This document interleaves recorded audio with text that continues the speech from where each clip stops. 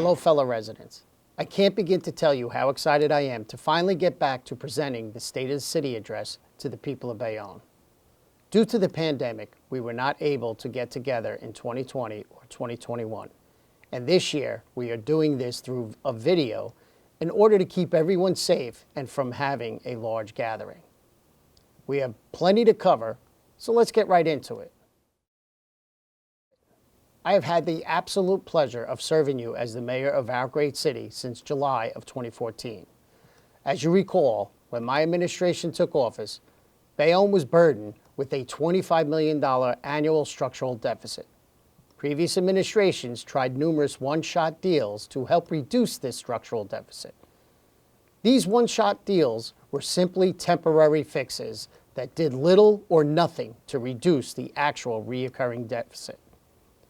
Taxes continue to rise as the city sold a lot of the city's assets, even our city's central garage. In 2010, the city, desperate for cash, sold the most valuable portion of the former military ocean terminal to the Port Authority, and then in 2012, sold the revenue of our water and sewer systems for the next 40 years to Suez to provide our city with infusions of cash for the city's operating budget. At some point, you run out of things to sell. However, in 2014, upon taking office, my administration realized the only way to get out of this fiscal death spiral was to reimagine our city, capitalize on its untapped potential, and grow our tax base through revitalization. In order to reduce the operating deficit, our city needed to create new, recurring tax revenue. And I knew with the proper management, Bayonne could capitalize on our geography and transit options to create recurring revenues and bring our once thriving city back to life. In order to give you the history, we need to take a trip in our minds. If we go back to the late 1980s and early 1990s, we started to see a massive explosion of development in New Jersey, especially along what is now known as the Gold Coast. Most towns along the Hudson River at that time had rundown or vacant waterfront industrial and commercial properties facing New York City and the New York Harbor. Quite frankly, most were contaminated eyesores that were a burden to their communities and a constant sad reminder of a once thriving waterfront operation that provided these towns with jobs and in some cases, identities. Places like Colgate in Jersey City, Maxwell House Coffee in Hoboken, and the Copper Works Smelting Factory in Perth Amboy were at one time the largest employers and the most important drivers of commerce in the region. When these cities committed to rebuilding and redeveloping their waterfront, and other rundown areas were revitalized, reinvigorated, and recapitalized. This waterfront redevelopment stretched from north of the George Washington Bridge all the way south to Perth Amboy, in all communities with waterfront access to New York City. Billions of dollars of recurring revenue poured into these towns as they shook off their industrial pasts and maximized the natural advantages these properties had to offer to a more modern, less industrial community. But not in Bayonne. Unlike the surrounding areas, Bayonne remained frozen in time. Bayonne was doing nothing that these other towns were doing, even as we experienced increasing debt and taxes without any new sources of recurring revenue. In fact, business and residents began to flee our once great city. As Jersey City, Hoboken, North Bergen, Weehawken, West New York, and other cities experienced population growth, increase in property values, and a place in the 21st century, the polar opposite was taking place here in Bayonne. Declining population, decreasing property values, and increasing taxes. This is what my administration was faced with when we took office in 2014. We came into office together with a collective vision and a mission. We were committed to saving our city from financial collapse and maybe, more importantly, restoring our city's unique sense of self. for a variety of reasons, the most important of which is probably our location. Bayonne has always been a bit different from the rest of Hudson County. Our vision was to use our natural and structural resources, our 3 waterfronts, the military ocean terminal, the light rail, the vast amount of underutilized and derelict vacant property that was found throughout Bayonne, to provide economic and social growth while still maintaining that neighborhood feel that Bayonne has enjoyed for over 150 years. Our vision was to make Bayonne a place to live, work, and play, much like the Bayonne that many of us grew up in. This was going to be quite a challenge, and in 2014, you voted for this group that promised change, and we went right to work. One of our first orders of business was to settle lawsuits against the city that had been preventing the redevelopment of the former military ocean terminal. We got right to work and settled those lawsuits so that we could realize real revenue and growth from this valuable real estate in the New York Harbor. We then identified transit zones for redevelopment. Bayonne's light rail system was terribly underutilized asset in 2014. Quite simply, the light rail's proximity to Avenue E and the east side of Bayonne should have transformed those areas into residential living destinations a long, long time ago, but it hadn't.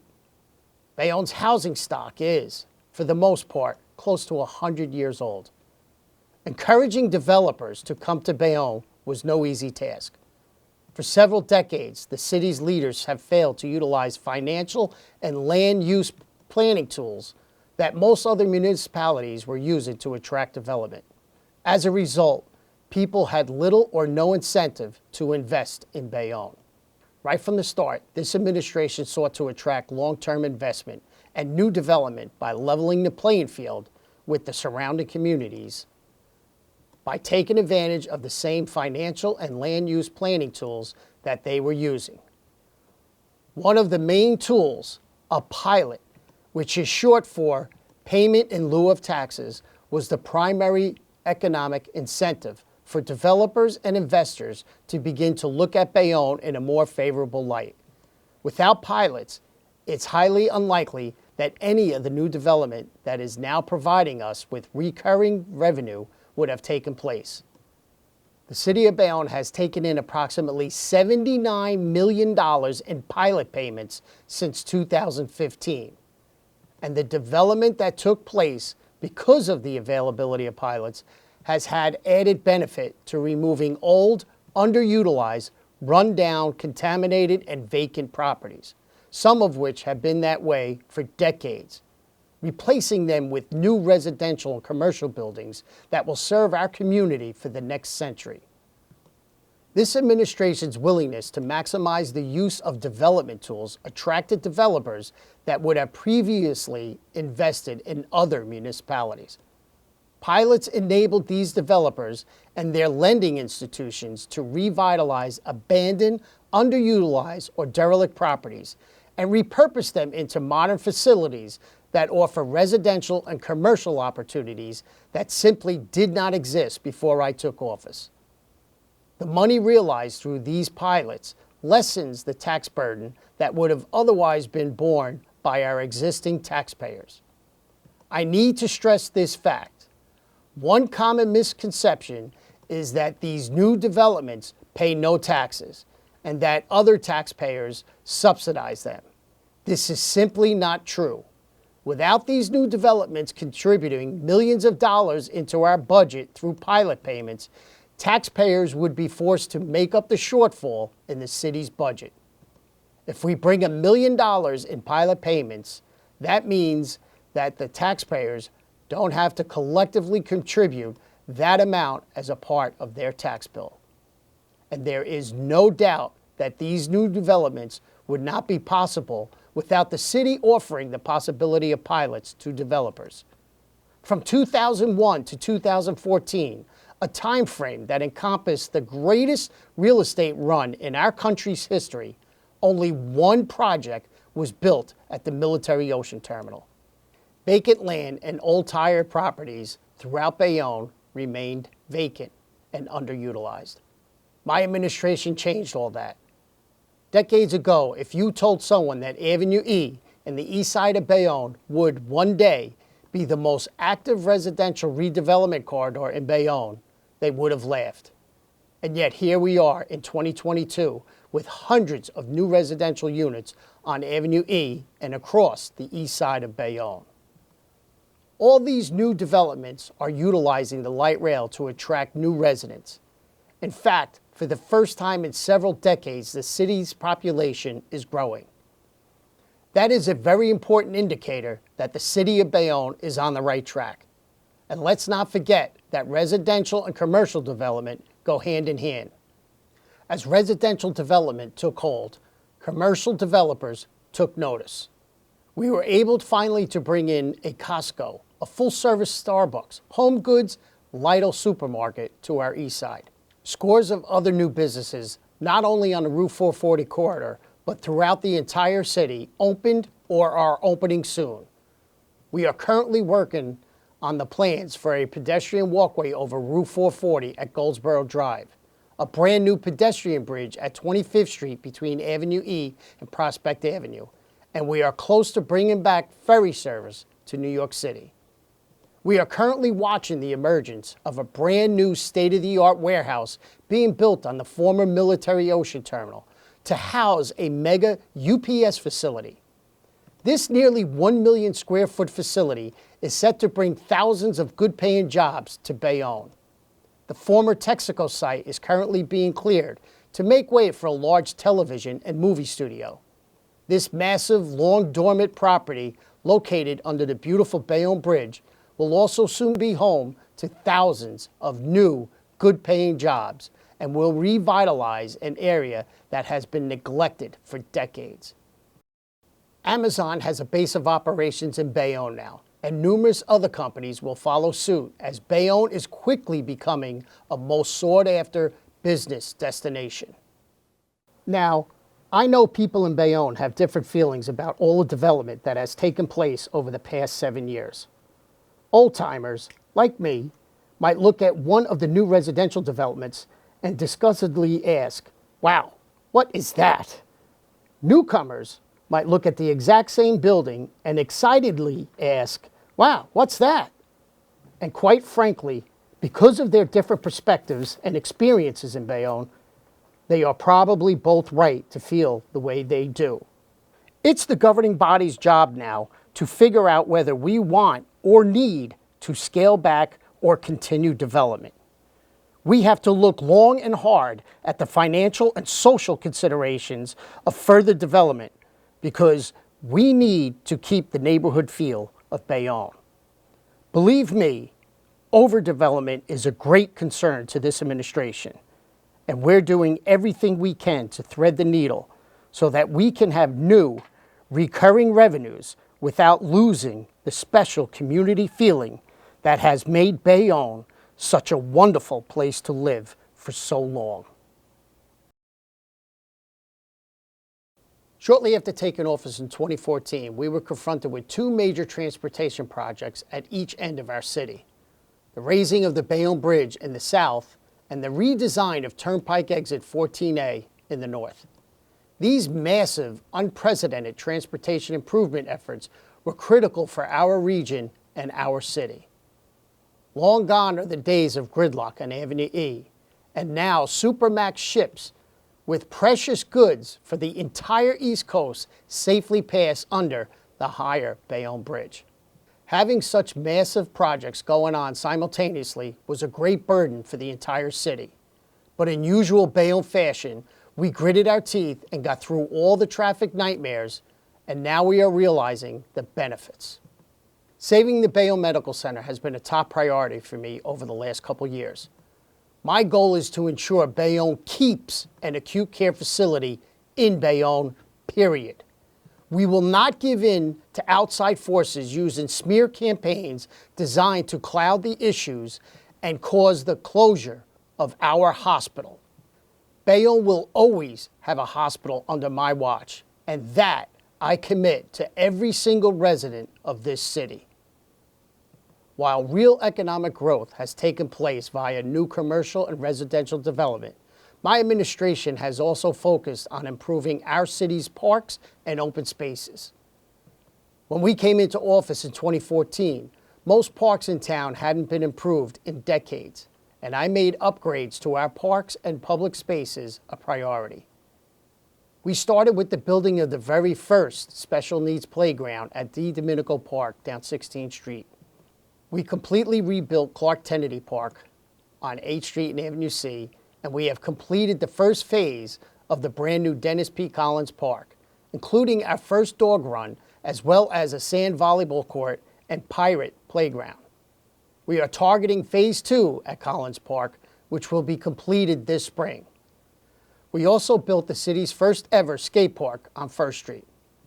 Over the next few days, we will begin to revamp the playground at 28th Street and Avenue F, much in the same fashion as we rehabilitated the Center Park on 52nd Street and Avenue C and Ahern Veterans Memorial Stadium. I am also very proud to say that the city now has its first ever kayak launch at 16th Street Park. I didn't even know what a kayak was when I was a kid, and I would have never imagined anybody would ever kayak in Newark Bay. But here we are in 2022, and kayaking in Newark Bay is just one more recreational activity that the people of Bayonne enjoy.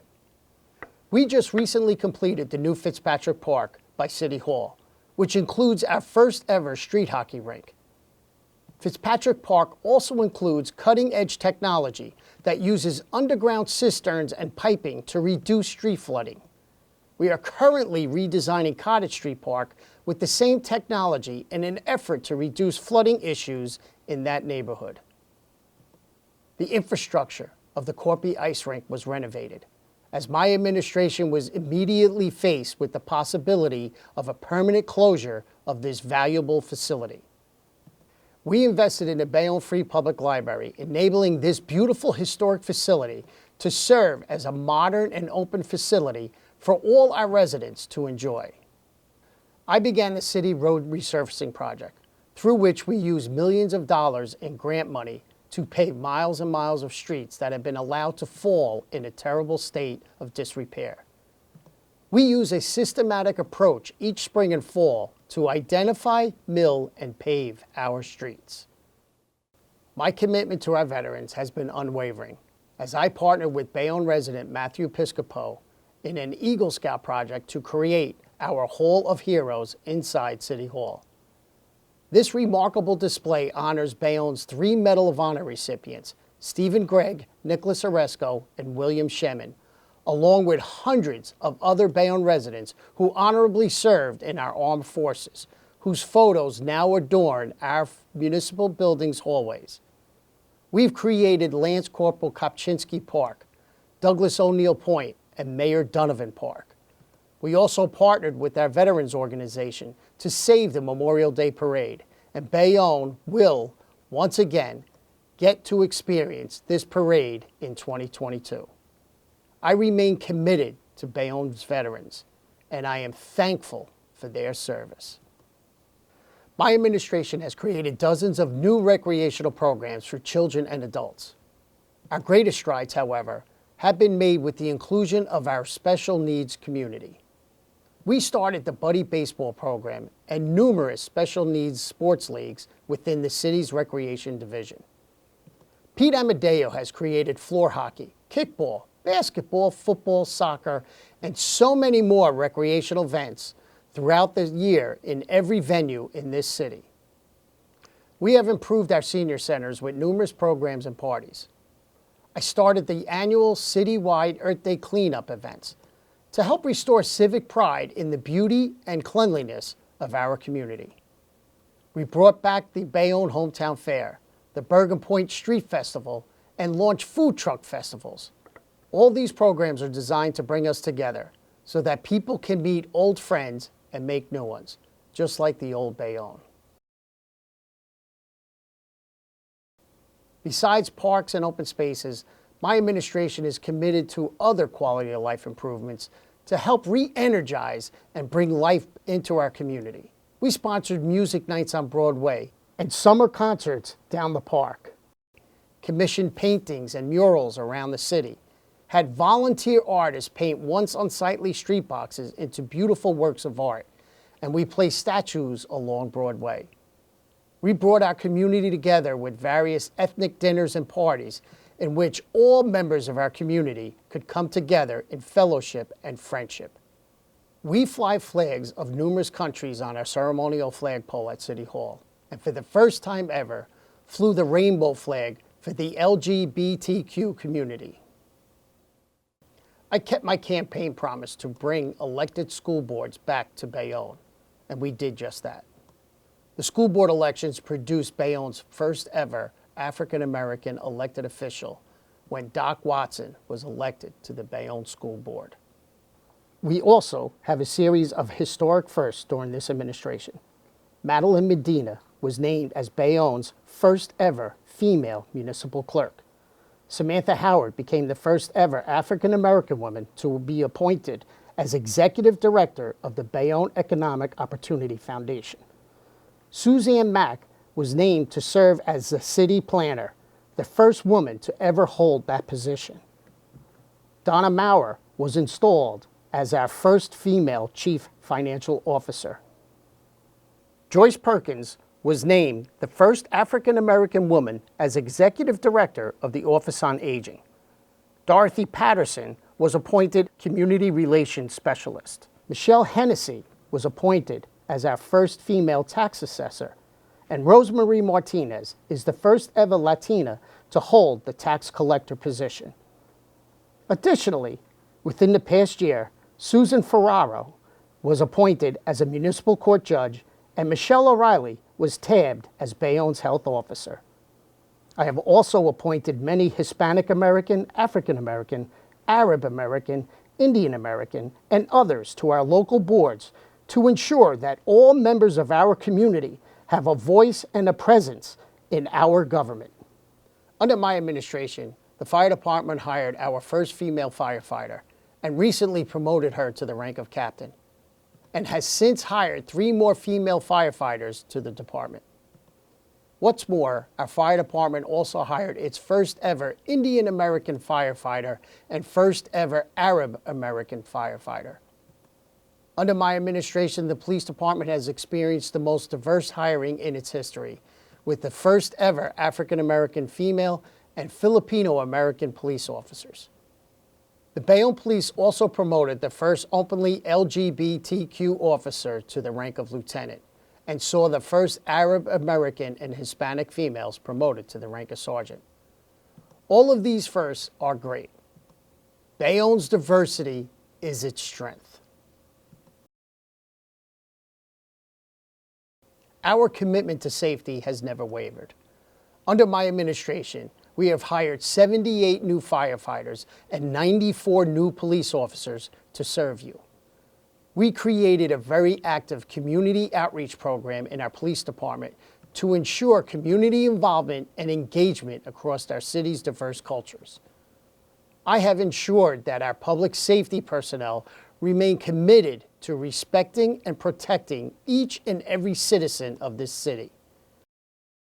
Our police department implemented our body camera program before the state mandate, as I wanted to be sure that this vital tool was being used to ensure accountability and transparency to help protect our citizens and our police officers.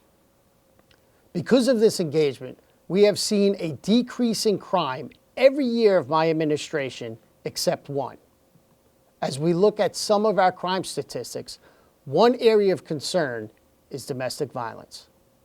Over the last couple years, it has become clear that we must place an emphasis on dealing with both domestic violence and mental health matters. I have been working closely with legislators, healthcare professionals, and our police department to ensure Bayonne focuses on these issues. Also, during my tenure, we completely rehabilitated a 100-year-old firehouse at 57th Street and purchased 2 new fire engines and 1 new fire tower ladder.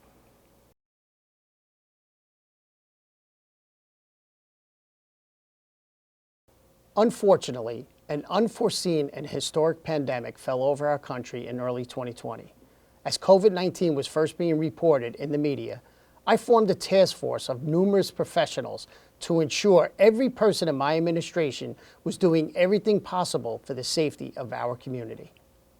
This health emergency placed a heavy strain on all of us, but our city fought back with an incredible spirit.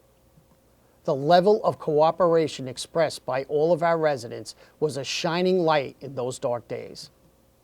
Although we are once again experiencing a surge, we are starting to see good indicators that the worst may be behind us.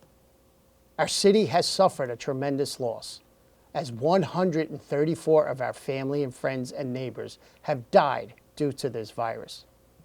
I want to express my heartfelt sorrow to the families of everyone who has suffered a loss. In spite of those losses, the Bayonne spirit has never wavered. We have stood strong together in the face of this monster, and we are coming out of it a much stronger and more united city. My team and I have been working feverishly over the last 2 years to ensure that our community has access to both vaccines and testing.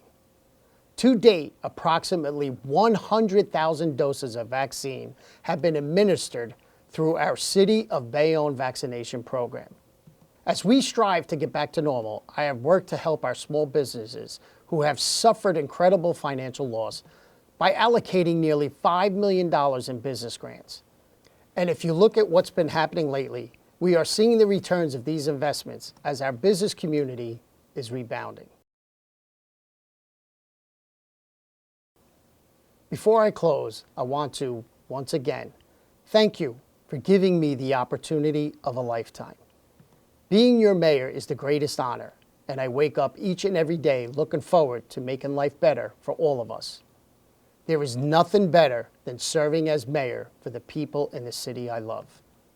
When I took office in 2014, with a completely new municipal council, I wanted to stop the long-standing, politically expedient decisions of kicking the can down the road, as those policies threaten the future for our kids. I made a promise to my family and to you, my friends and neighbors, that I would work nonstop for our community. We had a vision that together we could bring this city back from the brink of ruin and restore hope in our future. Before I took office, people were fleeing Bayonne. Our population was dropping as taxes were rising with no relief in sight. Over the last 8 years, we have turned that around.